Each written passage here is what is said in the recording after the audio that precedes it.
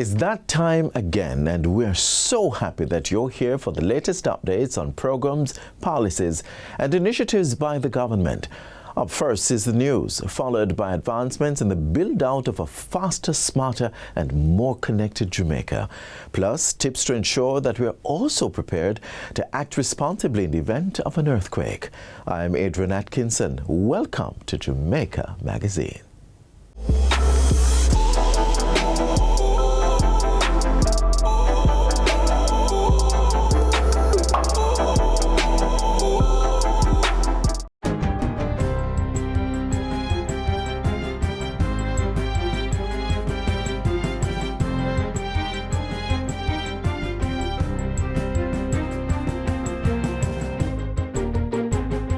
Good day, I'm Jabertha Atkinson, and this is your JIS News for Thursday, July 2, 2026.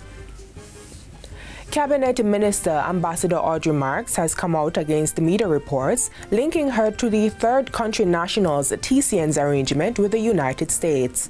Minister Marks clarifies that the March 2025 Embassy of Jamaica Broad Corporation proposal, which she developed as Jamaica's ambassador to Washington for the recruitment of skilled foreign workers, is totally separate from the TCN MOU. The proposal, she says, includes a structural assessment of Jamaica's work program with the U.S. to increase the number of H-2A and H-2B visas. It also looked at a structured migration and economic development program. To help Jamaica address critical skills gap through consent, proper screening, and lawful processing. And these are the workers that we're looking, if possible, to migrate as skilled workers to Jamaica. The idea was to create a pathway of skilled workers to come to Jamaica, similar in principle to the US H-1 visa. Minister Marks says with an estimated 8.5 million undocumented skilled workers who were unlikely to receive residency under the new U.S. migrant policies, it presented an opportunity for Jamaica to attract persons with skills for technology, infrastructure, services, and the emerging digital and artificial intelligence economy. She discloses that other areas of the proposal looked at establishing a nearshore talent residence hub, positioning Jamaica as a trusted base where global professionals could live and work in the country while supporting U.S. companies facing tighter H-1B visa access and costs. In addition, a nearshore logistics hub was also proposed, which would build on Jamaica's location, ports, special economic zones, and relationship with the U.S. Everything that I work on is about building capacity in areas such as technology, infrastructure, services, and the emerging digital and AI economy. So we have to propose ways to expand legal work opportunities for Jamaicans, explore how Jamaica can attract needed skills for national development, and support the efforts like what IWED is doing to increase training and certification. Minister Marks argues that with up to 80% of the country's skilled workers migrating and creating a brain drain, Jamaica must think ahead, look at policy changes taking place, study policy direction, assess the risk, identify opportunities, and position Jamaica to benefit. She was speaking yesterday at the National Corporate Consultation on Workforce Alignment and Jamaica's Economic Competitiveness, held at the Institute for Workforce Education and Development Corporate Consultation. The Factories Corporation of Jamaica, FCJ, is reporting an increase in the demand for warehousing and distribution space in the country. FCJ Chairman Littleton Shirley reveals that there was a demand for approximately 900,000 square feet of space last year. He was updating Prime Minister Dr. Andrew Holness on projects that are ongoing and those to come on stream during the FCJ's board meeting yesterday. Mr. Shirley says the Garmex Free Zone in Kingston is 100% occupied with expansion work ongoing. We have some green lands that we are going to be building out. We already do the infrastructure work on it now, so just to do the uptake. And at the eastern end, we are going to be building out more warehousing and also create a grand opportunity for other businesses on the campus, because it is the largest single largest industrial park in Jamaica presently. The Garmex. He adds that plans are also in place for the build-out of warehousing space in Nago Head, Portmore. The National Solid Waste Management Authority NSWMA has been provided with 4 new water trucks to enhance day-to-day operations such as wetting landfills and washing town centers. The trucks will be distributed across the authority's 4 regional branches: MPM Waste Management, WPM Waste Management, SPM Waste Management, and NEPM Waste Management Limited. Each truck has a capacity of 5,200 liters with strategically placed sprinklers and nozzles for use in landfill and dust management as well as fire suppression. They were officially handed over by Minister of Local Government and Community Development Desmond McKenzie during a ceremony at the NSWMA headquarters in Kingston on Tuesday. Each region will have one. And in the new financial year, we're going to be making provisions for another 4 trucks. And why we're going to be doing that is that we understand that when solid waste is properly equipped, it makes life easier in executing its responsibilities. Board Chairman Omar Sweeney welcomed the additional resources to carry out the job of public cleansing and the opportunity that they present for Jamaican workers to be trained in the operation of complex equipment. The contract with the supplier includes the training of the operations of this vehicle. It includes the training of the drivers in the operation of this vehicle. So we're not only building the capacity of the NSWMA, we are also building Jamaica, right? We're building the Jamaican worker.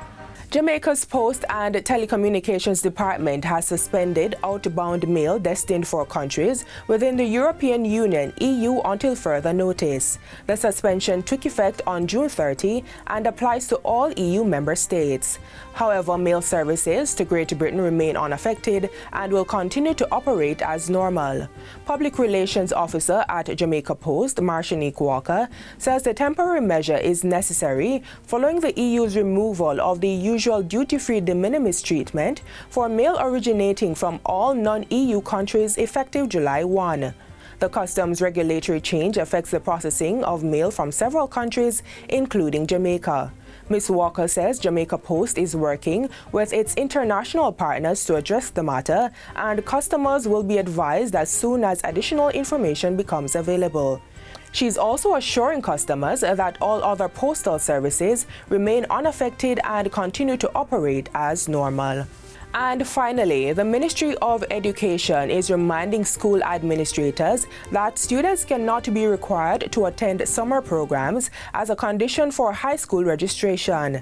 A statement from the ministry stresses that many families, particularly those still recovering from the effects of Hurricane Melissa, are facing financial challenges and may be unable to afford the costs associated with summer school. At the same time, parents are being encouraged to take advantage of free summer intervention programs that are available to help students prepare for the next grade level. The Education Ministry is also urging schools to keep registration costs for the new academic year at a minimum and not to deny any child access to education because of an inability to pay. Instead, schools are to explore support options for parents, including payment plans, fee waivers, and partnerships with alumni associations. School administrators are also being reminded to adhere to ministry policies and the laws governing Jamaica's public education system. And that's it for JIS News today. I'm Jabertha Atkinson. Thanks for watching.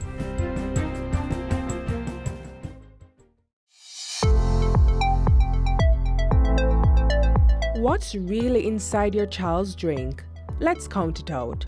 A 600 milliliter soda can contain 15 to 20 teaspoons of sugar, but the recommended daily allowance for children ages 2 to 18 is less than 6 teaspoons.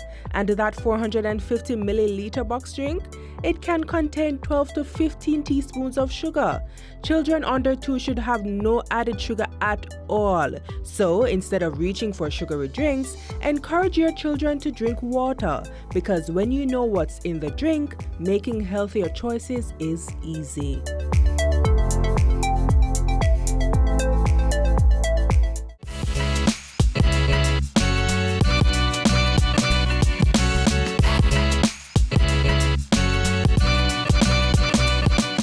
Up next, advancements being made to improve efficiency, speed of doing business, streamlining of services, and technology integration within government.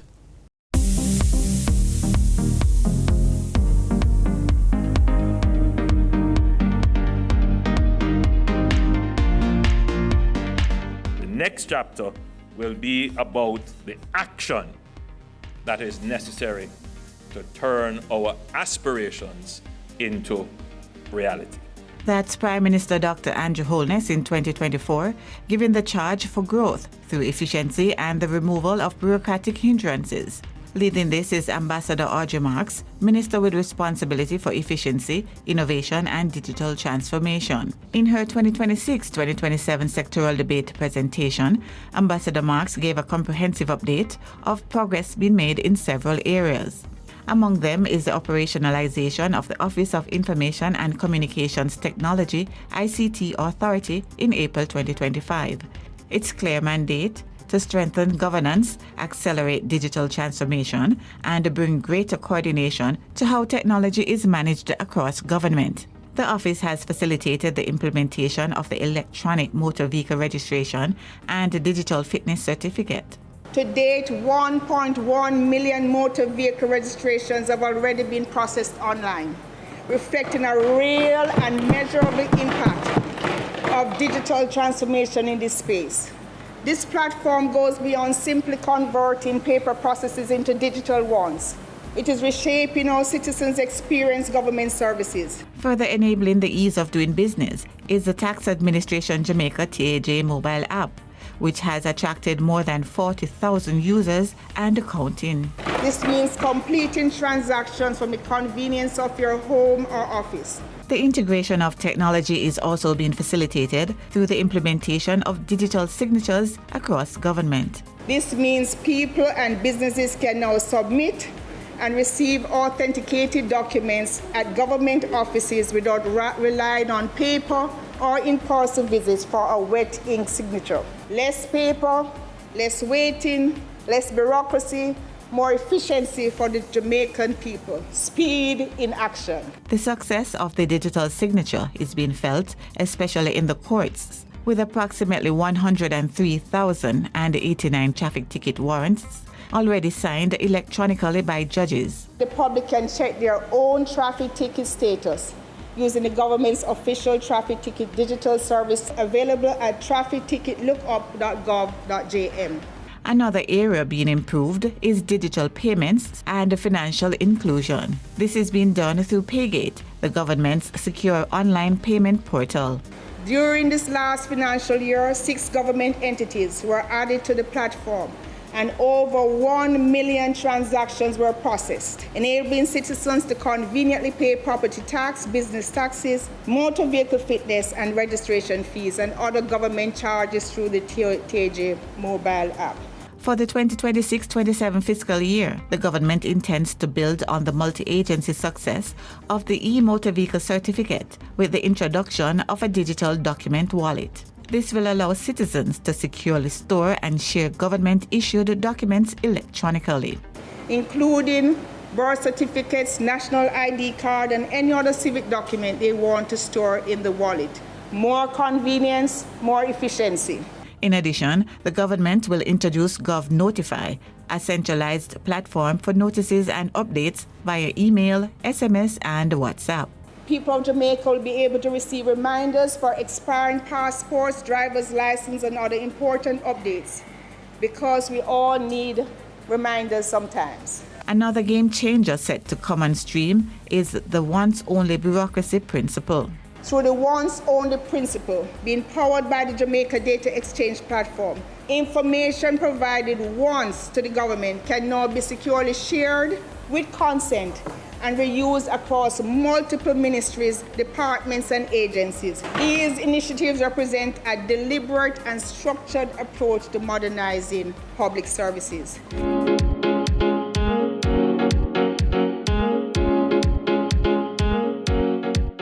are serious about reducing bureaucracy, improving efficiency, and modernizing public services, then we must also modernize our identity and civil registration services are delivered. Making a difference is the establishment of the National Identification and Registration Authority, NIRA. It now provides a 24-hour online service for documents such as birth, death, and marriage certificates, national ID cards, and more. Through its document recovery program, NIRA mobilized rapid support in the aftermath of Hurricane Melissa. Over 47,500 applications were processed for people whose documents were destroyed. This vital program has now been permanently institutionalized to support Jamaicans impacted by fires, floods, and other emergencies. To bring its services to the people, mobile units purchased for the National Identification Card project will be rolled out in the second half of 2026 across all constituencies. NIRA will partner with members of parliament, councillors, community-based organizations, churches, schools, and other civil society groups to facilitate registration and identification services. This is what it means to be a people-centered government. In addition, NIRA has expanded the number of locations for Jamaicans to get their national identification cards. Also on the horizon is legislative changes to allow for the national ID card to serve as legal proof that a person is licensed to drive. This means Jamaicans with a national ID card will be able to renew their driver's license fully online, without needing to print or collect a separate physical license every 5 years. Also, by the end of the financial year, NIRA will begin instant services for civil registration documents. The people of Jamaica will increasingly be able to apply, verify, pay, and receive documents within a single seamless process on the same day. To build capacity, a NIRA Learning Center has been established, and over 229 employees have received the specialized training in identification services. 1,000 marriage officers and civil registrars across Jamaica also participated in digital literacy and systems training. Jamaica Post is now being repositioned as a modern platform for digital access, government services, logistics, and e-commerce opportunity. A hindrance to the full effect of this is the challenge to verify informal addresses for businesses and residents. To rectify this, Jamaica Post is collaborating with Yasso Jamaica Limited to develop and implement a pilot digital postcode and address system. This is a very important initiative, and it introduces a technology-enabled digital address framework that uniquely identifies locations and improves the efficiency of mail delivery, logistics services, and online commerce across Jamaica. Jamaica Post has also expanded express mail services from 25 to 66 post office locations across the island. 44 locations should be added in the 2026-27 fiscal year, reaching a total of 150 postal sites by the next financial year. Meanwhile, parcel and package delivery services to the United States have been restored through the implementation of a delivery duty-paid solution. Jamaica Post has put in place a system and partnerships to do exactly that. Calculate the applicable duties, which are paid online and remit directly to U.S. Customs on behalf of the sender. With the technical and financial support of $224 million from the IDB, the Postal Service will also introduce a one-stop government initiative. For this initiative, post offices will serve as major access points for online government services. To ensure reliable connectivity, Jamaica Post has secured grant funding of $6.8 million from the Universal Postal Union to strengthen internet service. Moving on to the National Identification System NIDS project, Minister Marks informs that 23 post offices are being comprehensively refurbished and modernized. To date, 4 locations, the Central Sorting Office, Ligani, Mona, and Hertfordshire post offices have been completed. Further, government intends to establish a national solution registry to support innovation. This is a direct platform for the submission of innovative ideas and practical solutions to challenges being faced. The recommendations will be reviewed and routed for action. This initiative will help transform citizen feedback into tangible government responsiveness, problem solving, and national innovation. And to do this, the government will mobilize Jamaican talent locally and abroad, partner with universities, engage private innovators to accelerate deployment, and build national innovation pipelines. The journey from resilience to resurgence is steadily advancing, building a faster, smarter, and more connected Jamaica.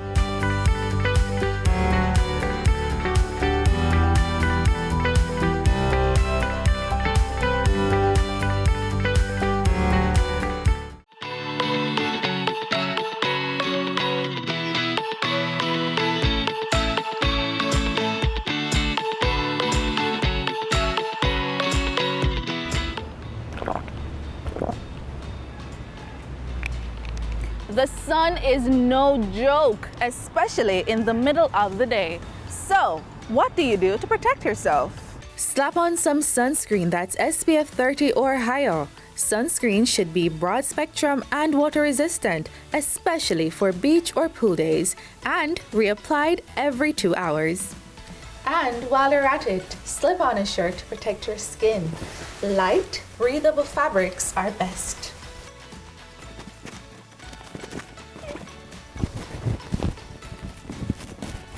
Lastly, seek shade between 10 a.m. and 4 p.m. because this is when the sun's UV rays are strongest. Skin safety is your safety. Cover up today and try your best to keep cool. Oh, I know I've already said it, but please remember, not because we're black means we don't need sunscreen.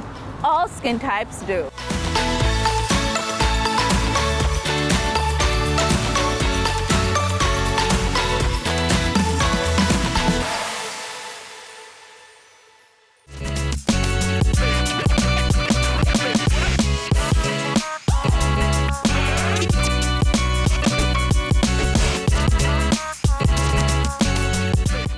The Earthquake Unit is reporting that, on average, a total of 108 earthquakes with a magnitude of 4 or above have struck within 300 kilometers of Jamaica in the past 10 years.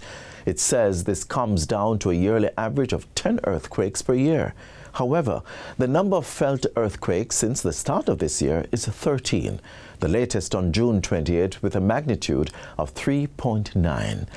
As we grieve with our neighbors in Venezuela, we're also reminded of our vulnerability as a country and need to reinforce preparedness measures. When an earthquake strikes, it can cause disruption of electricity and communications, infrastructural damage, serious injuries and fatalities, as well as lingering emotional trauma. Because an earthquake can strike at any time without warning, on today's program we share safety tips for you to keep in mind.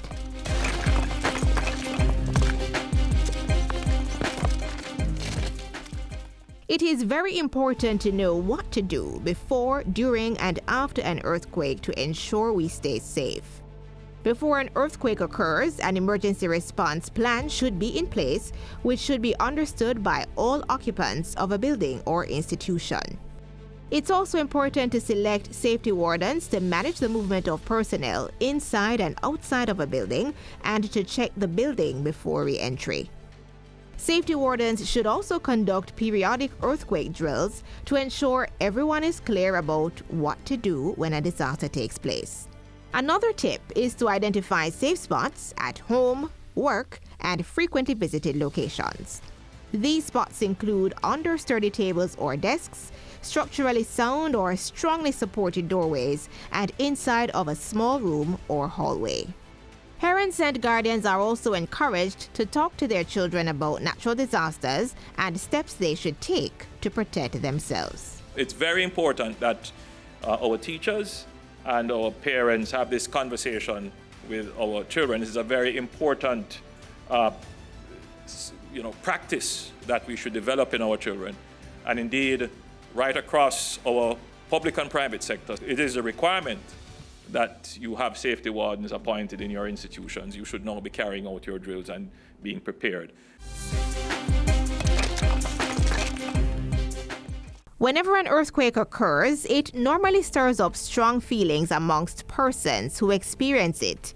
These feelings are sometimes manifested in depression, anxiety, stress, difficulty breathing, chest and muscle pains, feeling faint, dazed, lightheaded, or angry, as well as stomach aches. We recommend to Jamaicans who may be experiencing those symptoms to, firstly, they can consult their doctor, whether in the private or public space. But there are other less intense ways to manage these types of mental wellness or mental health challenges.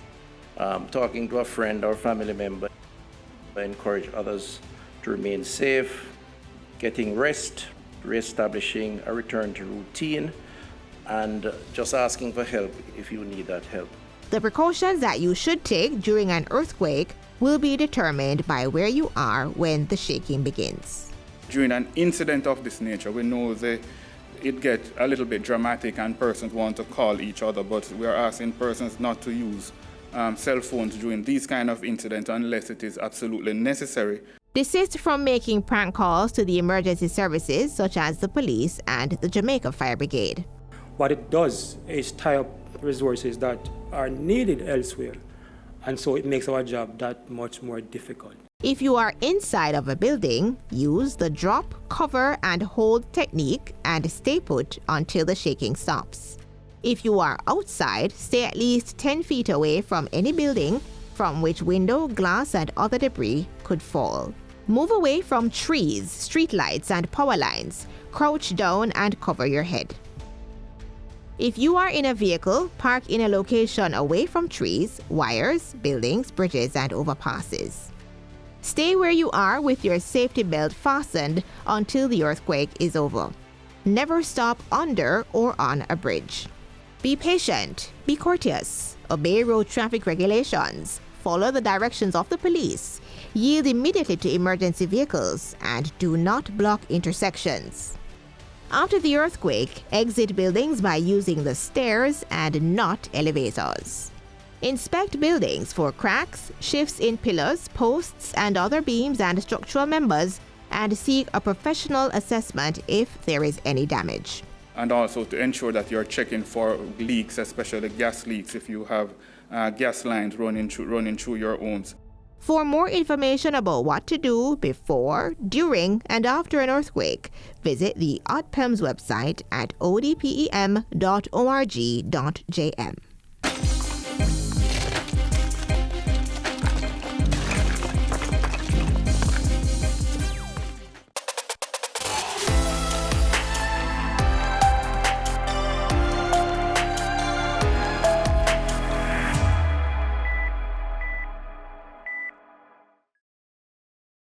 This is where our journey ends, but only for today. Do join us again tomorrow for another informative program. In the meantime, stay connected via our website at jis.gop.jm. And while you're online, send your feedback to Jamaica Magazine at jis.gop.jm or via X at JIS News. You may also find us on all the major social media platforms and through our mobile app that's Android and iOS compatible. On behalf of the entire production team, I'm Adrian Atkinson. Do take care.